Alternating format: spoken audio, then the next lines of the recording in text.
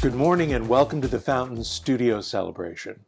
First off, thanks to all of you who have not only been joining us on YouTube and Facebook, but who've been mashing the thumbs up button and leaving comments as well. Thanks also for subscribing to our YouTube channel. We've recently just gone over 300 subscribers and are grateful for how that gets us out in front of more and more people online. If you haven't subscribed to our YouTube channel, just click the big red subscribe button and be sure to ring the bell icon to get notifications of our latest posts. Plus, if you have a friend you think who'd like the studio, be sure to share the link. Just press the share icon on YouTube or Facebook. As we start to prepare for summer, Denise is busy filling out the roster for studio readers, and we would love to have you consider jumping in as a participant. If you'd be willing to give it a try, we'd love to hear from you. Just email Denise at welcome@weputlovefirst.org and let her know you'd be willing to help. So, thanks in advance for participating, subscribing, sharing, and helping spread the word about the Fountains. In the meantime, from wherever and whenever you're joining us, we're glad you're here.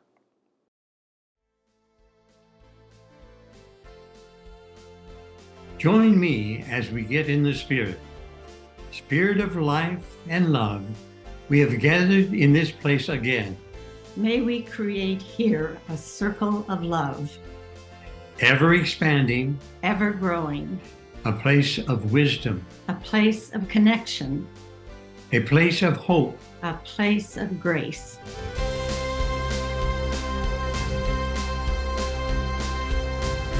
Draw the circle wide, draw it wider still. Let this be our song. No one stands alone, standing side by side. Draw the circle wide.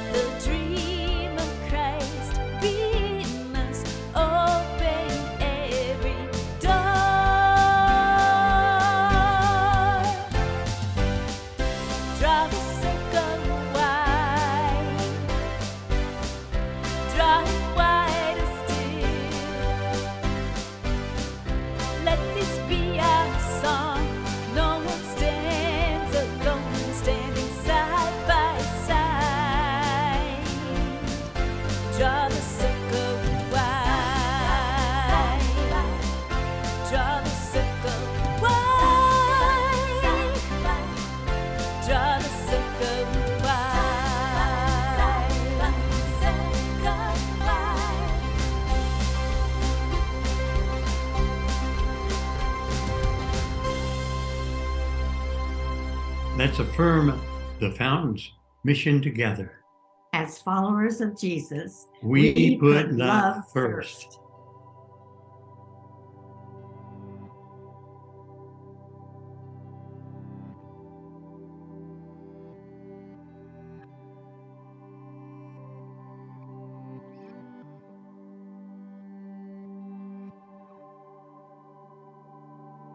As we come to this time of quiet and openness, may we breathe deep.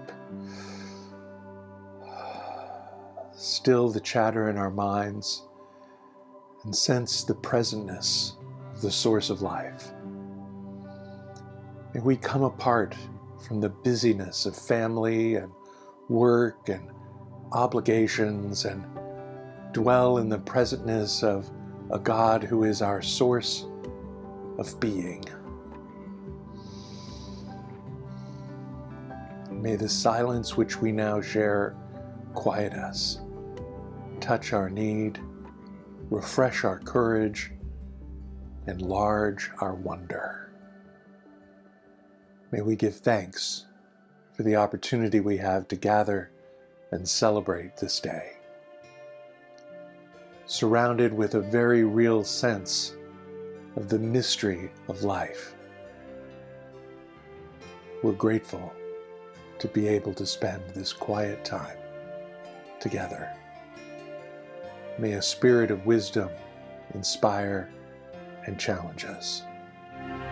Where love and caring are, there is God. Where love and caring are, there is God. Where love and caring are, there is God. Where love and caring are,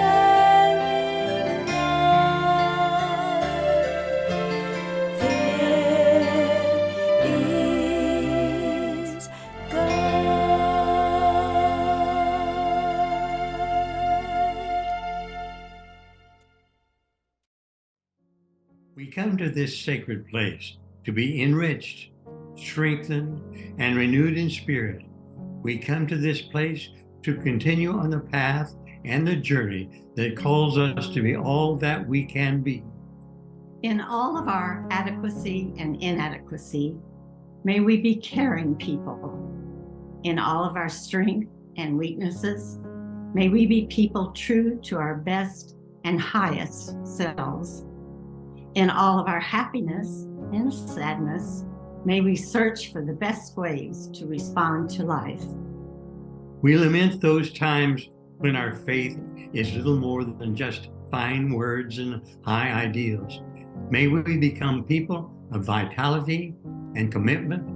May ours be a faith that shines in the world as the light of deeds and the witness of actions. Source and spirit of our lives, may we respond boldly to the call for justice, for love, for joy. This is our prayer.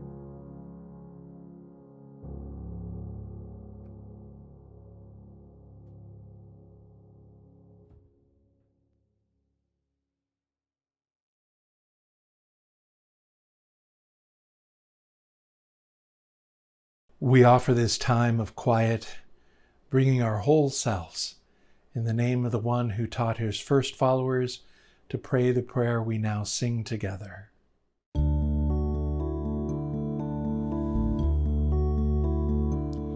Our Father who art in heaven, hallowed be thy name. Thy kingdom come, thy will be done, on earth as it is in heaven.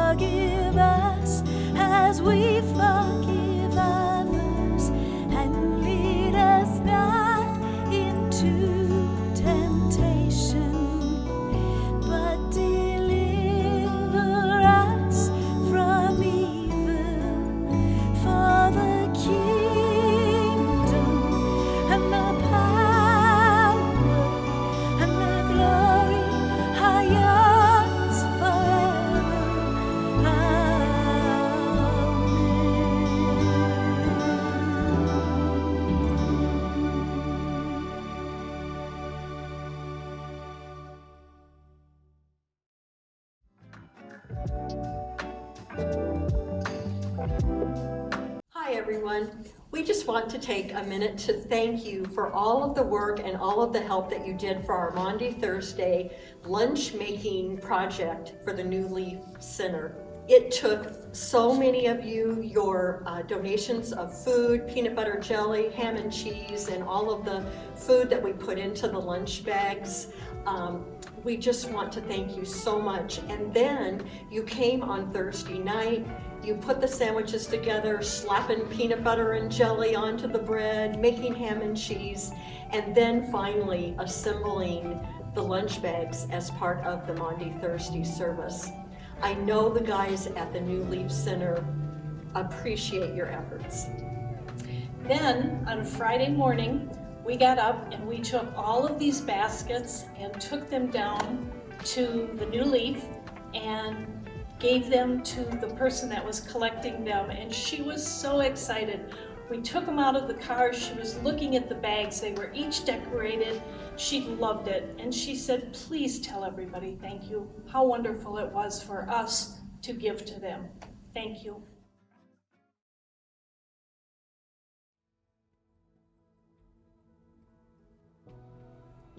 Every day, the Fountain strives to put love first, both in person and online. And if you're one of our many regular online viewers, we're grateful for your participation as a digital member. Every week, you hear about all the many ways you can give electronically to support this online outreach, like using the QR code on the screen, going to give.weputlovefirst.org, or downloading the Vanco mobile app. Then, when you're in our secure giving site, be sure to look for the line that says Studio Celebration Donation. A contribution here lets us know you're out there, that the studio is important to you, and that you want to be a part of supporting this growing digital outreach. So wherever and whenever you're watching, we're glad you're joining us. Thanks in advance for supporting the studio financially.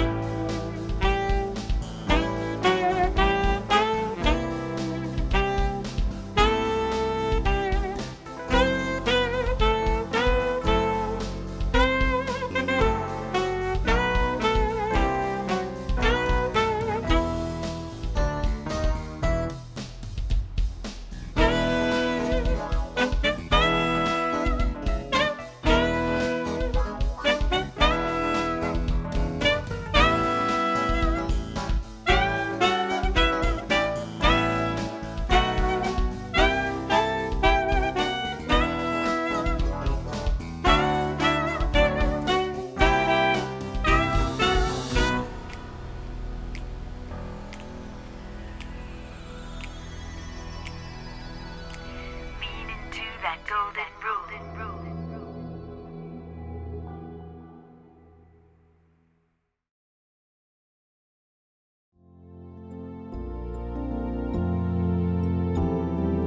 You've given us so much, yet we ask one more thing from you.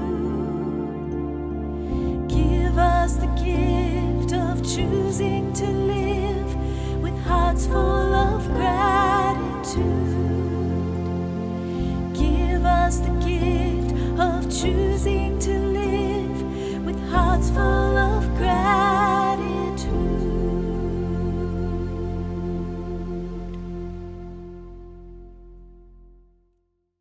As human beings, we can be pretty dense.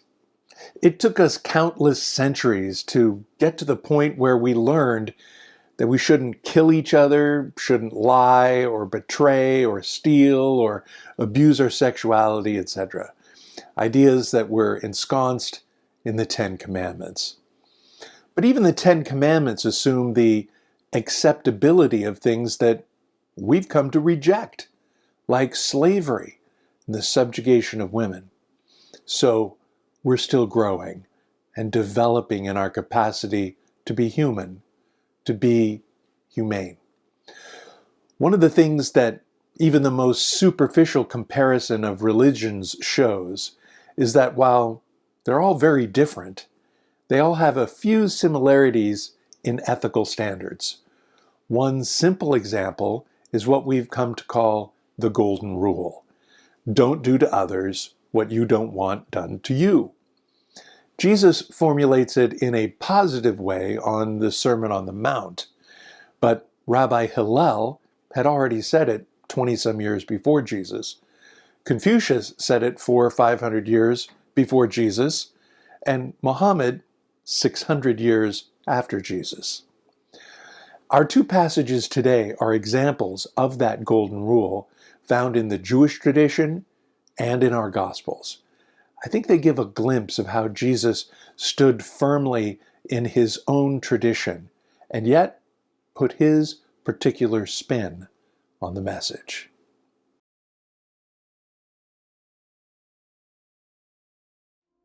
Our words of wisdom are from the Talmud, Shabbat 31a, and Matthew chapter 7, verse 12. From the Talmud, a certain heathen said, "Make me a proselyte, on condition that you teach me the whole Torah while I stand on one foot." Hillel said to him, "What is hateful to you? Do not do to your neighbor that is the whole Torah. All the rest of it is commentary. Go and learn." And from Matthew, so whatever you wish people would do to you, do so to them, for this is the law and the prophets. Hear what the Spirit is saying to the church. Thanks be to God.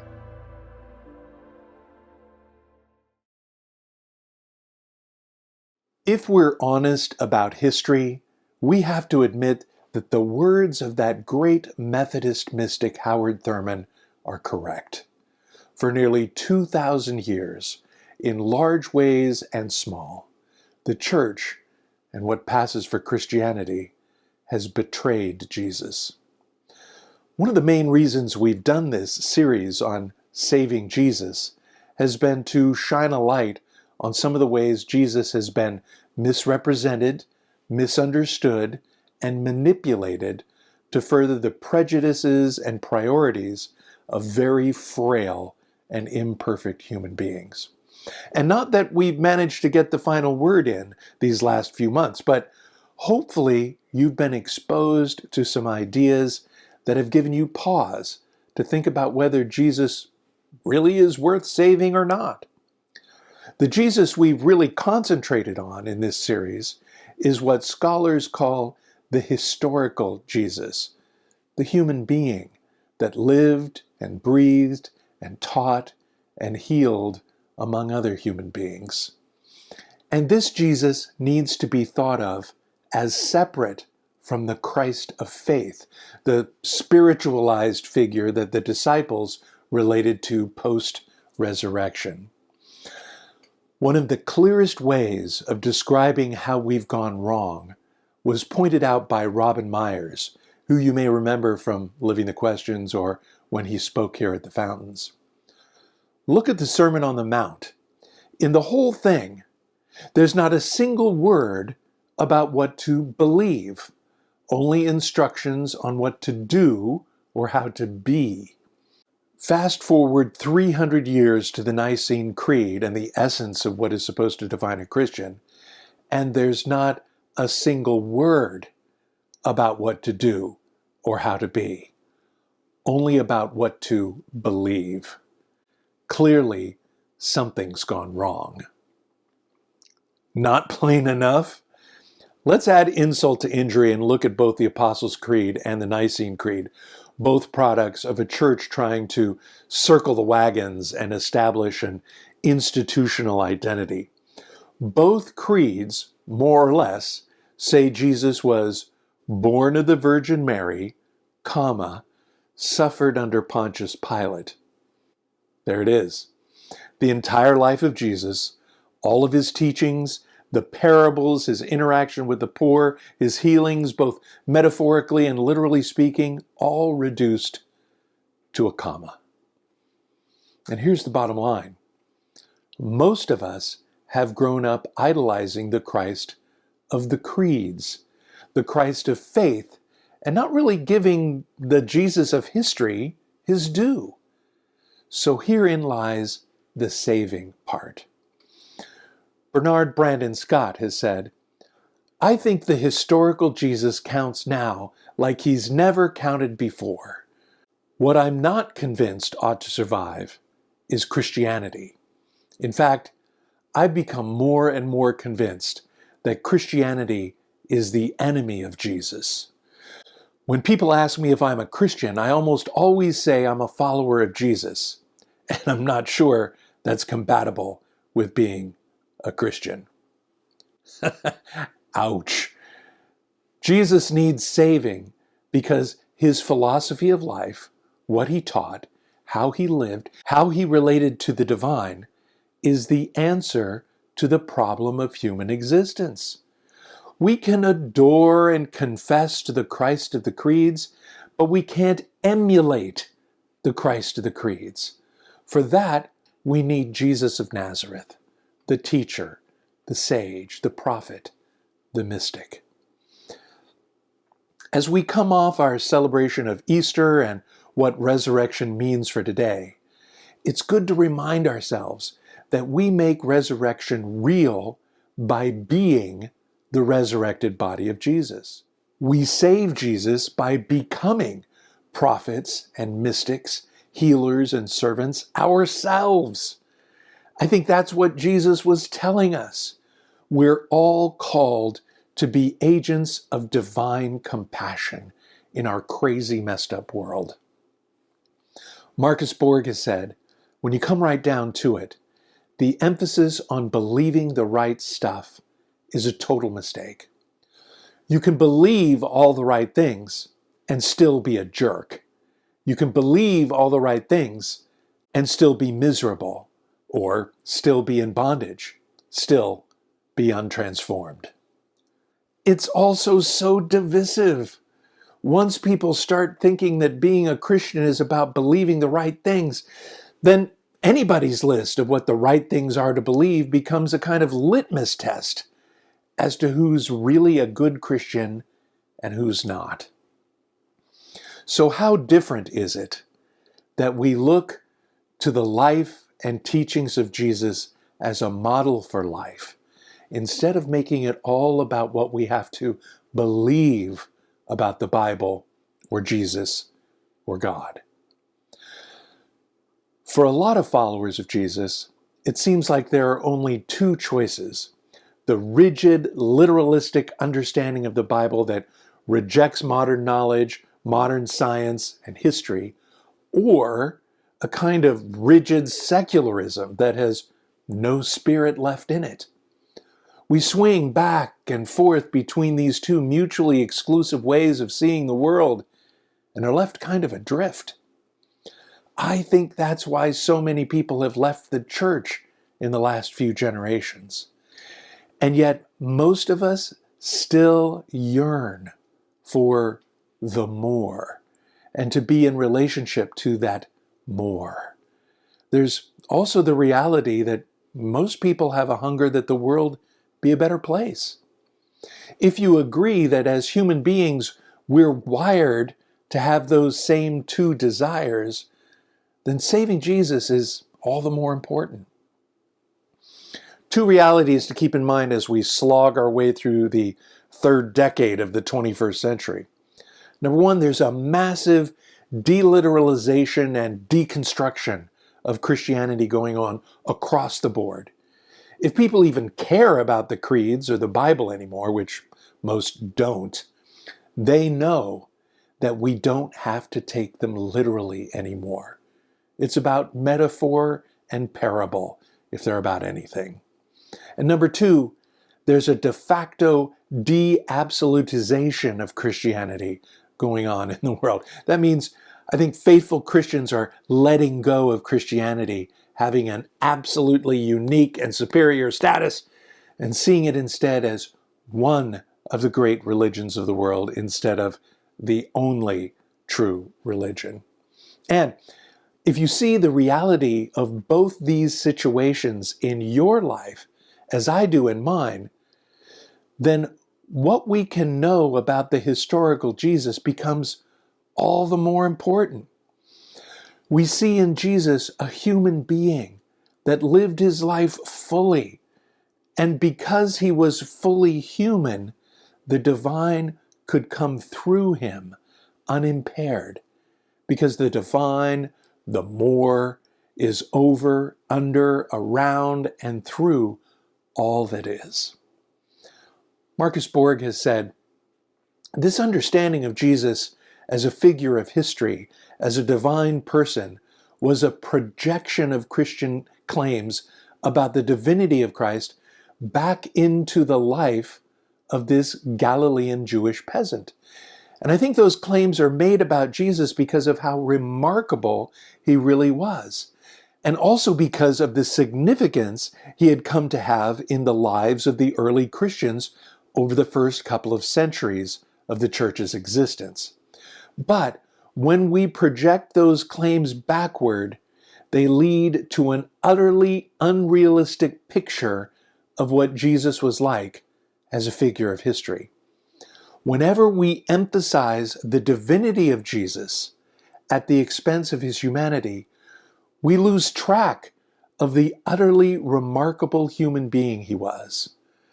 The South African priest and scholar Albert Nolan puts it this way: Jesus is a much underrated man. To deprive this man of his humanity is to deprive him of his greatness. Some people aren't aware of it, and others are terrified of it, but the fact is that there is a reformation afoot in Christianity, a complete revisioning of the traditional understandings of Jesus, the virgin birth, atonement, and the Christian life as a whole. Long-held ideas of divinity and of faith are changing and evolving to reflect 21st century thought and spirituality. Saving Jesus is important because it's not about belief so much as it is about being a certain way in the world, participating in realizing the kingdom of God. How?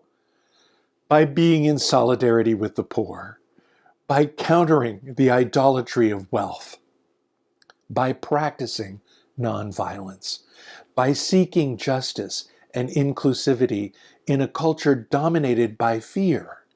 You know, doing all those Jesus-y things. And the heart of this way of Jesus is compassion, hospitality, and the embracing of diversity, not for their own sakes, but because such behavior was modeled by Jesus. He put people before the rules. He was about moving beyond belief to relationship. He was about changing the world here and now. That's the Jesus I want to be part of saving, for my community, for my own life, and for my children. Well, that doesn't sound very churchy. What's the point of the church if it's not going to establish and maintain proper beliefs and behaviors? I need the church to remind me of what a terrible, depraved worm I am, and that the church is the only source of redemption through a bloodthirsty God that demands the spilling of blood to be satiated. Wow. Let me suggest that the Sufi mystic Hafiz may have had it right. God sometimes wants to do us a great favor and break all our teacup talk about God. We need to break some teacups. Christianity and the church have come to stand for a lot of things that don't have integrity for a lot of people anymore. Conservative politicians and fundamentalist Christians, often one and the same, are rampaging through our culture, advocating for and legislating hate, discrimination, exclusion, and prudish attitudes that make me embarrassed to be a Christian. Jesus is worth saving because his life and ministry transcend that hateful Christianity and the discriminatory, oppressive church. He shows people a way to live that embraces diversity, equity, and inclusivity. Exactly the same values you hear being dissed by whiny, low-information Christians at school board meetings and state legislatures and on propaganda-driven cable news stations. The teachings of the Jesus I'm talking about show us how he was connected with the deep truths of his own Jewish traditions, and yet reinterpreted them for his day. He took the words of Rabbi Hillel, presented in the negative, passive voice, whatever you don't want people to do to you, don't do to them, and put it in a positive, proactive voice, so whatever you wish people would do to you, do so to them, for this is the law and the prophets. And that's where we're called to take action today.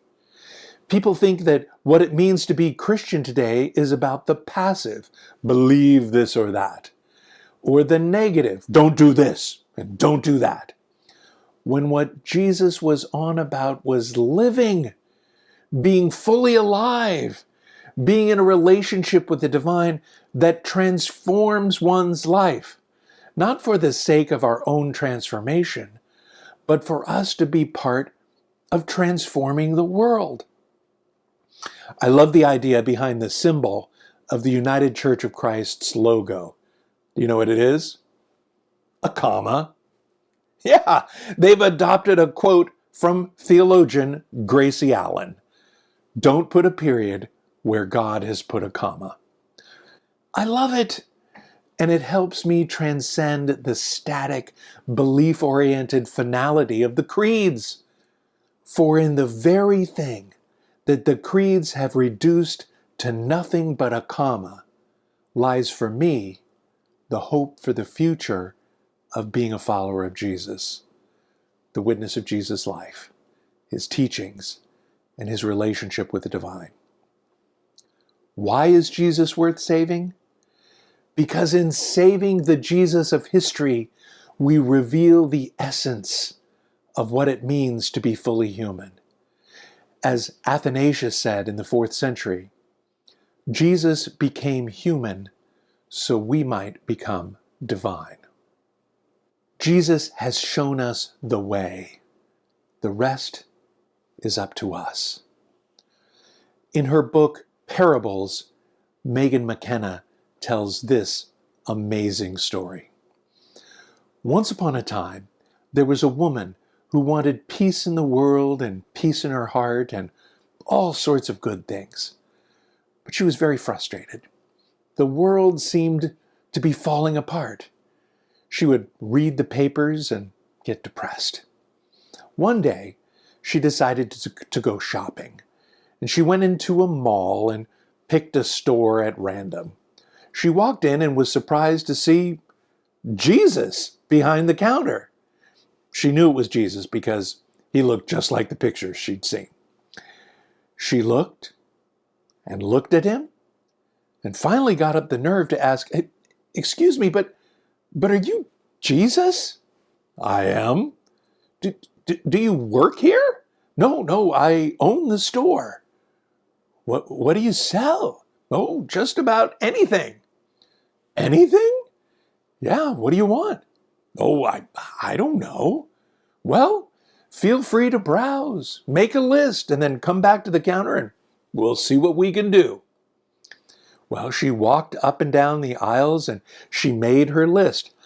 Peace on earth, no more war, no hunger or poverty, no discrimination, peace in the families, no more substance abuse, clean air. She wrote furiously. And by the time she got back to the counter, she had a long list. Jesus took the list, skimmed it, looked up and smiled. "No problem." He then bent down behind the counter and picked out all sorts of things. He stood up and laid out these packets. "What are these?" she asked. "Seed packets. This is a catalog store." "You mean I don't get the finished product?" "Nope. You come in here, see what it looks like, and I give you the seeds. You plant them, nurture them, help them to grow, and someone else reaps the benefits." "Oh," she said, and left the store without buying anything. Don't leave the store without buying anything.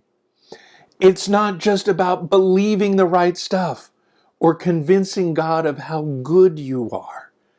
Jesus shows us how to be and gives us the resources to be a part of transforming the world. And in having that call, in finding that purpose for one's life, is the reason why Jesus is worth saving. May we go out into the world committed to be fully, tenaciously, imperfectly, boldly, compassionately, gloriously human, just like Jesus. Be well.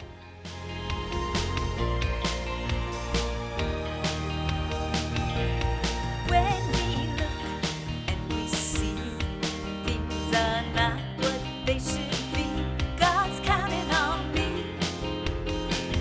God's counting on you. When we look and we see things are not what they should be, God's counting on me. God's counting on you. Hoping we'll all pull through. Hoping we'll all pull through. Hoping we'll all pull through. Me and you.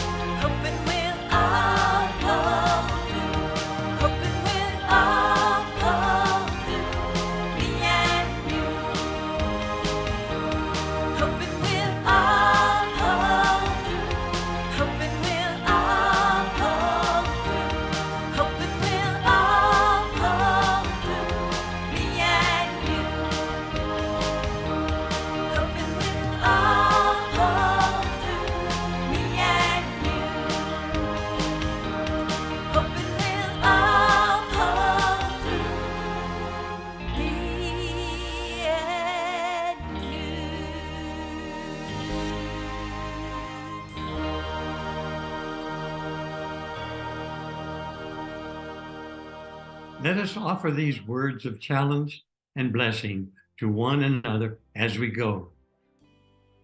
Let us embrace the wonder of this week with expectation and imagination, with hope and wisdom, with compassion and involvement, with openness and love, with courage to face the reality and complexity of life.